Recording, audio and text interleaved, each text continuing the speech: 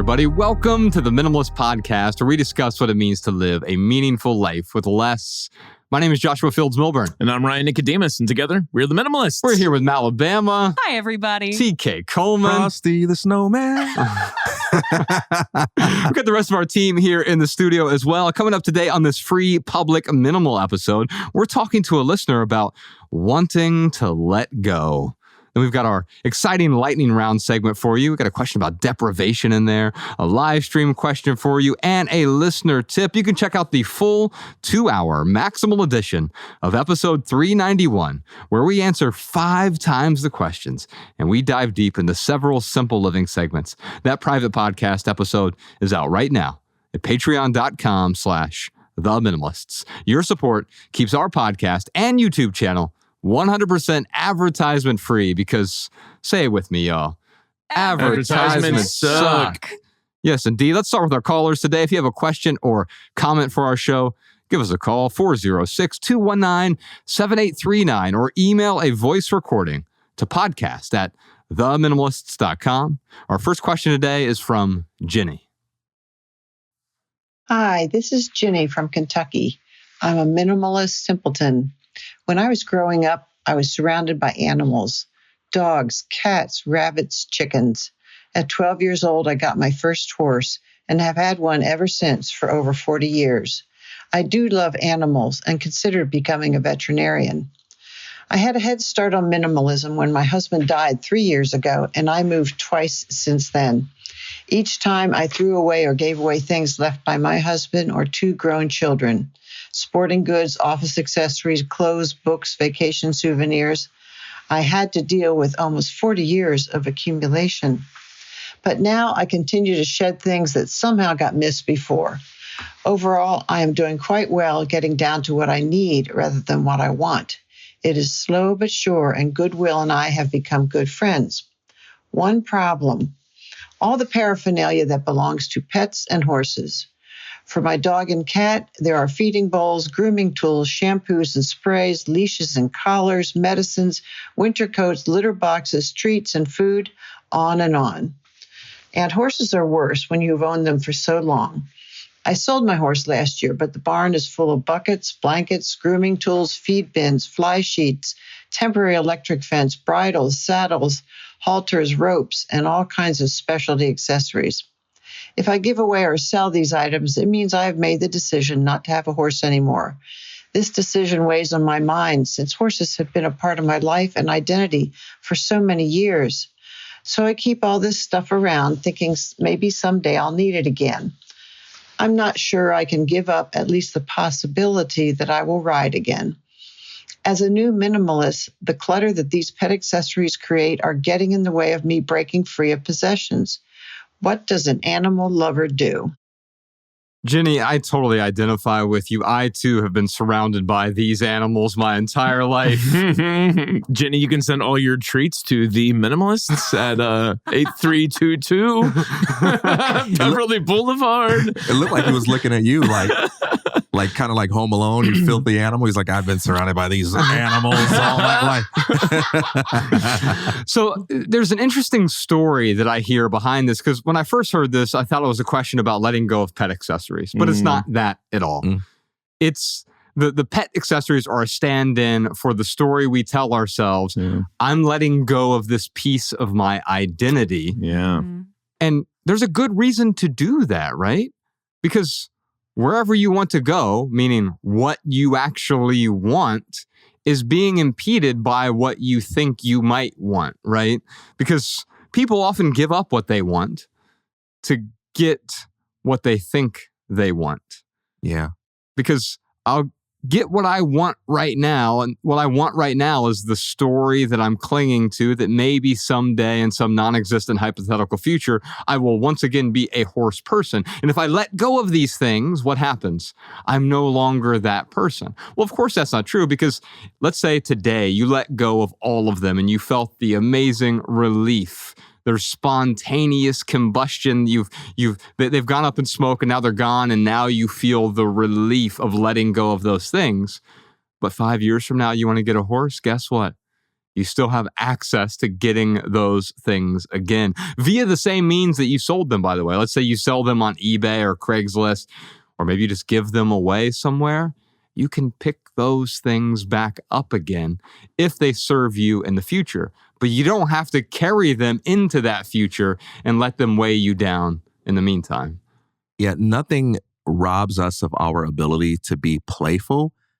How do I say that? Nothing robs us of our ability to be playful quite like the commitment to making everything permanent, right? Like, if I let this go, I have to let it go forever. If I get rid of this book, that means I'm deciding forever to never read the book. No matter how I feel in the future, no matter what inspires me, no matter what I want to do at some later date, I am permanently committing to do this. We even do this when we pick majors in college. If I pick to major in this now, I am choosing forever to love this and do this. And the most liberating thing we can remember is we have the permission to change our minds. The you that puts it down is the same you that can pick it back up.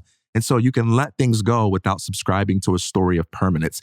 Giving away your possessions now is a reality. Giving away your possessions forever is a story that binds you to some, it separates you from your possibilities. Yeah, I think that's a good point. Ryan, I'm thinking about what she said with respect to goodwill has become her good friend, but then she's identified this other clutter that she's not willing to give up to goodwill or the pet equivalent of goodwill, right? And so, as TK just said, she's bound herself to these things, which removes you from the possibility. You mentioned the book, because I think that's an easy one.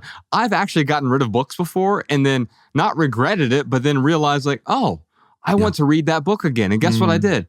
I went to the library and I got a copy of it, or I went to my local independent bookshop and bought a copy of it again. And I had the ability to read it again. The last thing I'll say here is, you know what? A lot of things she let go of were probably sentimental, but I don't hear any sentimental attachment to these things. Yeah. And so you don't have to deal with the fact that you might be sentimentally tied to this. In fact, you are tied to them even though you don't want to be. You're holding on to something that you really wish you could put down. Well, how do you put it down? You stop clinging. Let me tell you about a Ryan Nicodemus who embraced Frisbee golf. Oh my.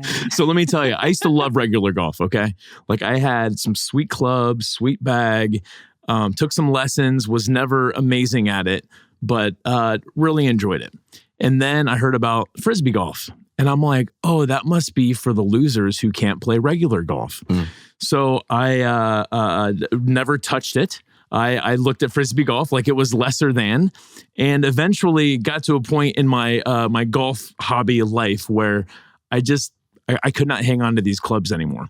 So I let those go. And my wife, we were in Montana last summer, and she was trying to talk me into playing Frisbee golf. And I'm like, no, because my identity is as a golfer and I'm not going to give it up. And a long story short, I went with her to play just one round of Frisbee golf and absolutely loved it. Yes. And I was like, oh, wow, I've really been depriving myself of like playing this sport because of this identity that I had wrapped up as a golfer. Again, horrible golfer, much better Frisbee golfer. But my point is that once you start clinging to an identity, like you're holding yourself from moving forward in other areas of life. And sometimes that identity that you're so wrapped up with, if you let it go, actually might be okay, and you might actually enjoy life a little bit better when you do let go of that identity. So I guess that's my way of saying, Jenny, give Frisbee golf a chance. Well, think about that. Let's carry that forward a little bit more. Imagine if every time you went to go play Frisbee golf now, you had to bring those golf clubs with you and carry them on your back. Right. That's where Ginny is right now. She's carrying her golf clubs into Frisbee golf and wondering why it's not as enjoyable. Yeah. It's not as enjoyable because you're carrying forward the things from the past that no longer serve you. And it's okay to let go. Yeah. You know, it's interesting when you think about this dilemma here, because sometimes you need to give yourself the chance to see what happens to an interest when it's not staring you in the face. Mhm. If the only time you like want to do something is when you're looking at possessions related to it, then that might be valuable information about what your real relationship to that thing is. So with the books, for example, I had books that I kept around for a long time because they're part of that fantasy reading list. But one day I'm gonna want to read that, right? One day. And then when I got rid of them, the desire to read them left. It's like, oh, okay. The desire to read it actually came from having the possession staring me in the face every day. But once it's gone, the passion to read it is no longer there. Now, there are some other books where that passion still remained after some time, but you better believe it, when I got the book back, I actually read it because I appreciated it. So sometimes you have to let things go in order to see where you really stand in relation to them. Yeah. And that willingness to let go, Jenny, that is a superpower. And it's almost like when I have an opportunity to let go of different things, whether it's a physical possession or whether it's an identity or a physical possession that is wrapped up in an identity that I associate with, I take like a, not pride, but I take it as a challenge to like just loosen my grip on these things.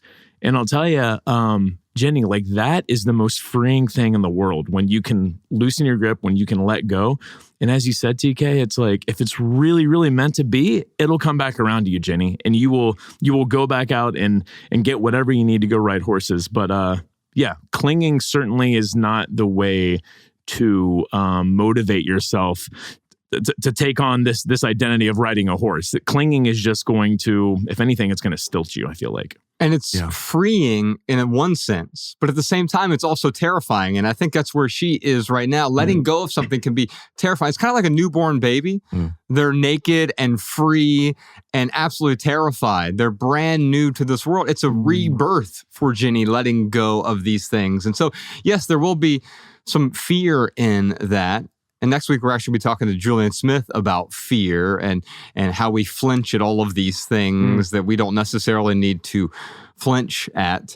And when I'm thinking about Jenny and her clinging here, quite often, it's easy for us to let go of something that has never served us, that we never give any really meaning to. If you have a drawer full of pens and there's one that's all dried up and there's no more ink in it, no one's like, well, most people aren't like, oh, I could never let go of this old blue Bic pen. You just chuck it in the trash. Yeah. I can't let go of it. Otherwise, I'll never be a writer. Right. I mean, And the same thing is true here, where it's like, if I let go of this, it functionally has the same thing. It does the same thing as letting go of that cheap Bic blue pen. You're just getting something out of the way that no longer serves you. That's right. It's getting something out of the way. And so many times we hold on to things with a narrative of just in case because we're afraid to pay some hypothetical price in the future should we need it back. But in exchange for doing that, we pay a health price in the present. We say, because I might have to pay some hypothetical price in the future, I'm just going to be unhealthy and unhappy now by keeping a bunch of things around that are making me feel heavy. Bama, you got something you want to say? Yeah, I grew up around horses. I'm not someone who handled them myself, but I wanted to offer up another suggestion because what I hear Jenny talking about as Goodwill not really being a practical option, you don't really donate horse equipment there because it is such a specialty kind of thing. One thing she could do is reach out to people in her local equine community, people that have ranches in her area. And if she's not ready to donate those, start a conversation with some of those folks. Say, hey, I have some stuff I'm not using right now, but I might want it later. Is this something that you could use? And see if it's something that would benefit them to give it on loan. That way you have that option to bring it back in should you decide you want to go riding again. But worst case scenario, you give it to someone who can use it right now and who can really benefit from that. Horses are used in a lot of therapy practices nowadays, and there's a lot of rehabilitation areas to kind of help some horses that had been abused and neglected get back on their feet by really good people. And I think that'd be a great way to connect with your community. Just a thought. Yeah. That's good. Where I live up in Ojai, the local humane society, where you usually go adopt cats and dogs, also has horses that you can adopt. Really? That is so cool. That's another option. If you live somewhere that has a humane society or humane society equivalent, they could certainly use the equipment that, by the way, is just collecting dust and it's not giving you any value at all. But someone else could get real value from it if you're willing to let go. Jenny, I want to give you two things. I'm going to put links to both of these in the show notes over at theminimalists.com/podcast. The first is the Minimalist Rule Book. It's 16 rules for living with less, because what's happening right now is you're setting up some boundaries in your life. And one of those boundaries is I'm not holding on to things that are no longer adding value. They're not enhancing my life. And so there's some rules in there I think you can apply to not just this horse equipment and these accessories, but throughout the rest of your life as well. Things like the spontaneous combustion rule, or the seasonality rule, or the 30-day minimalism game. And second, we did a whole episode on pets. It's called Simple Pets. It was episode 329. We'll put a link to that in the show notes as well. Ryan, what time is it? You know what time it is? It's time for the lightning round, where we answer your questions from TikTok. Yes, indeed. You can follow The Minimalists on TikTok, Instagram, Facebook, and Twitter at The Minimalists. During the lightning round, we each have 60 seconds to answer your questions with a short, shareable, less than 140 character response. We put the text to these minimal maxims in the show notes over at theminimalists.com/podcast. So you can copy and share our pithy answers on social media if you'd like. Looks like we have a question here from David. It was crazy hearing Aubrey Marcus talk about being in an isolation tank. Are there negative consequences to depriving yourself like this? Oh, well, give me 60 seconds. Clear the lane for me, TK. Oh, no, he's already starting to dribble. I need to ISO this. He's already dribbling. All right. Fake pass. Nobody knows what we're talking about right now. And Jordan's totally missing all the moves that Ryan was doing. He didn't even have him on camera the whole time he was doing that. Man, that would have been the best Giphy, too. Oh, Or yeah. Giphy. All right, David, here's what I have to say to you. Short-term deprivation is a spotlight for value.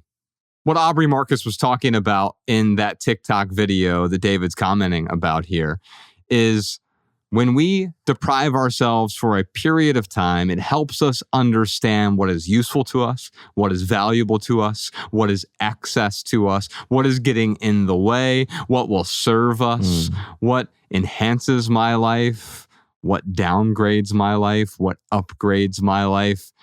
The only way we can understand that is if we remove it for a period of time to truly see the value. Now, there's an extreme version of this, and it's putting yourself in sensory deprivation for 6 days straight. You don't have to do that to temporarily deprive yourself so you can figure out what you actually value. Ladies and gentlemen, Ryan Nicodemus, we got 60 seconds. Oh. All right. Isolation is not deprivation.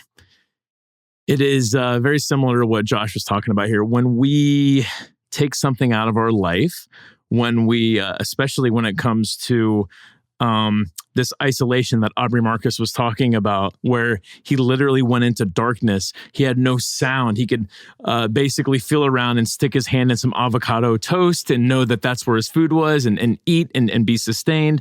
But taking that away for a temporary period of time is not deprivation. That is something that allows us to really get clear on what we appreciate. So I can only imagine like the last day there where he's brought out and complete darkness and given the light, and how much more he appreciated just that sense that he took for granted. I think it's spot on. So as a metaphor, it's showing you the benefits of the light. The things that we take for granted, we can temporarily deprive ourselves, but it doesn't mean you get rid of it forever. Aubrey Marcus didn't go there. Yeah. And say, you know what? I'm giving up all sensory perception for the rest of my life. Yeah. Like, hey, let me find the gratitude that already exists that I've covered up with overindulgence. Yeah, that's right. That's right. All right. Nothing is more dangerous than a confrontation with your true self. The ultimate game of hide and seek is the one that is taking place every day between the roles that we play in order to fit in, be a normal human being, and that more substantial, spontaneous self lying underneath the surface, waiting for the opportunity to shine through. When you use ascetic discipline to connect with that deeper self, That is the complete opposite of deprivation. That is self-liberation. That is self-actualization. It is only when you embrace a path of deprivation because of some worship of pain as an intrinsic good that you lose your way. Change feels dangerous only because extinction is the price you have to pay for evolution. In order to become the person you truly want to be, you might have to let some of these roles that make you familiar and secure die. And that feels dangerous, but only because you're coming to life. That preaches. We're going to check in with the live stream here in a moment. But first, real quick for right here, right now, here's one very exciting thing that's going on in the life of the Minimalists. We, for the first time ever, are launching a decluttering course. Yes. 67 ways to declutter your closet. Just kidding. It is called Simplify Everything.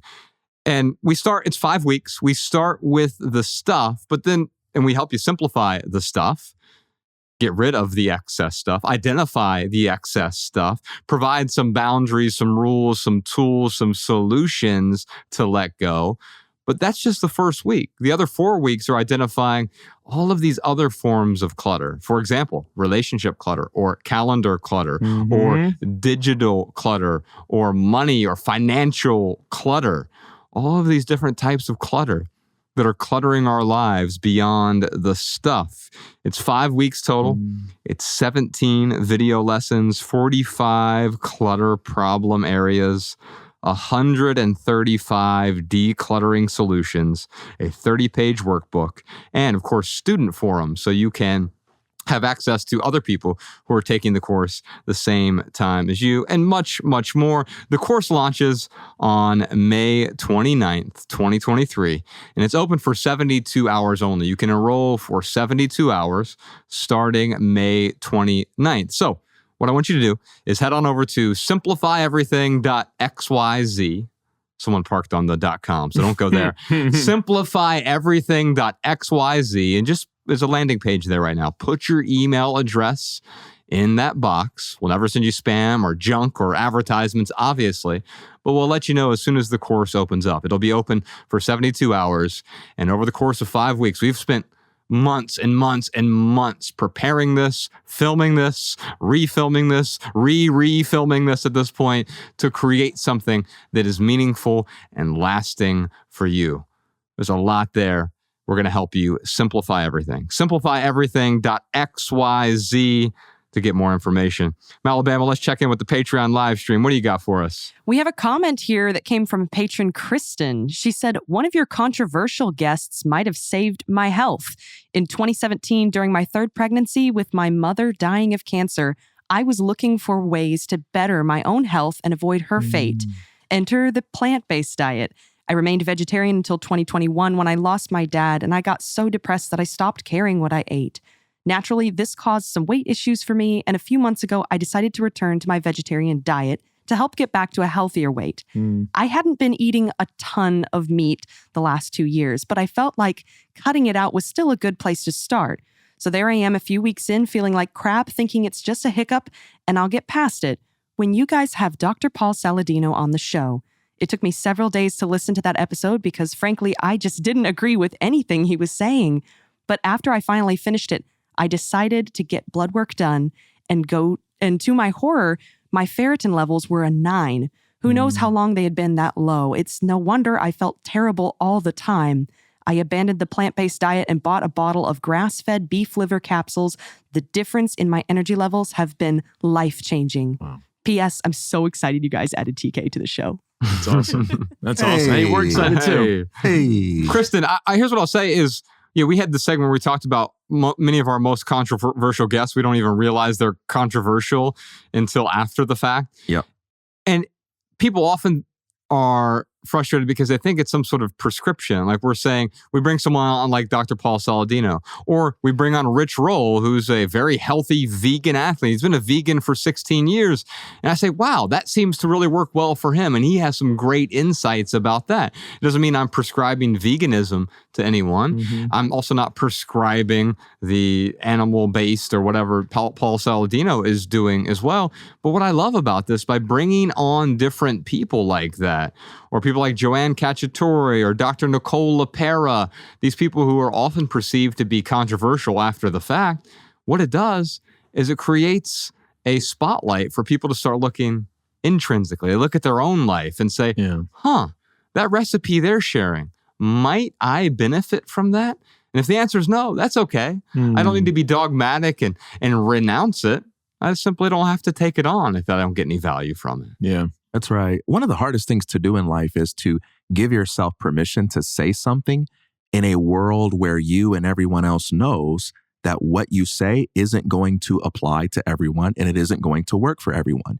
And so we try to clean it up with prefaces like, hey, this isn't for everyone, or hey, this is one way of looking at it. But then you can only spend so much time saying that before you just become a person who is constantly hemming and hawing and, hedging, and you never actually say anything. There's nothing more boring to listen to than just an hour of, now, this is just one of many possible ways to look at it. And, this could be offensive if you see it a certain way, but if we carefully define the terms here and there, it's like, hey, man, can you just say something? Yes. Can you take the risk of saying something? And sometimes we have people on, it's not so much promoting their ideas because, like you said, Rich Roll and Paul Saladino, opposite viewpoints, and you even had a show where they're debating. It's about putting the ideas out there, having conversations, and knowing that it's going to help some people, and other people are going to say it's not for me, and it's all good. But thank you for sharing your story, because I think it's good for people to hear that everything that might strike you as a total waste of time could be the very thing that's setting someone else free.